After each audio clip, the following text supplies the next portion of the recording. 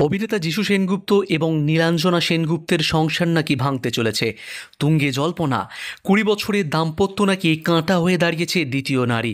যিশু নাকি নীলাঞ্জনার সঙ্গে এক বাড়িতে থাকছেনও না।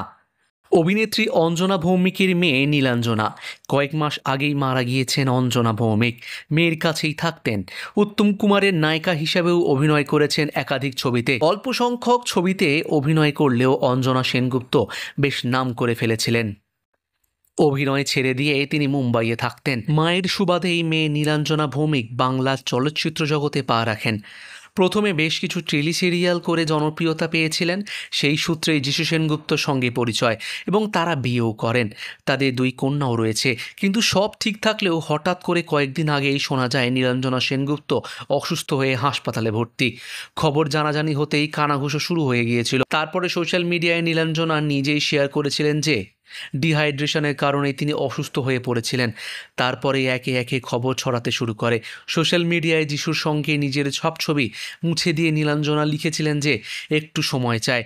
এমনকি সেনগুপ্ত পদবিও নিজের নামের থেকে সরিয়ে ফেলেছেন নীলাঞ্জনা। তাতে তাদের সম্পর্কের বিচ্ছেদের জল্পনা আরও পাকা হয়ে যায়। শোনা যাচ্ছে যিশু নাকি অন্য নারীর সঙ্গে জড়িয়ে পড়েছেন। সেটা জানার পরই আর মেনে নিতে পারছেন না নীলাঞ্জনা। জানা গিয়েছে এক দক্ষিণী সহকর্মীর সঙ্গে নাকি মন দেওয়া নেওয়া হয়েছে যিশুর। যদিও তিনি অভিনেত্রী নন, মুম্বাই এবং দক্ষিণ ভারতের একাধিক ছবিতে কাজ করেছেন যিশু সেনগুপ্ত। সে কারণে কলকাতায় তিনি থাকেন না বললেই চলে। আর এই দূরত্বেই যিশু নীলাঞ্জনার সম্পর্কের দূরত্ব আরও বাড়িয়ে দিয়েছে। কয়েকদিন আগে একটি ছবির প্রচারে কলকাতায় এলেও যিশু নাকি নীলাঞ্জনার সঙ্গে এক বাড়িতে থাকছেন না, আলাদা থাকছেন তিনি।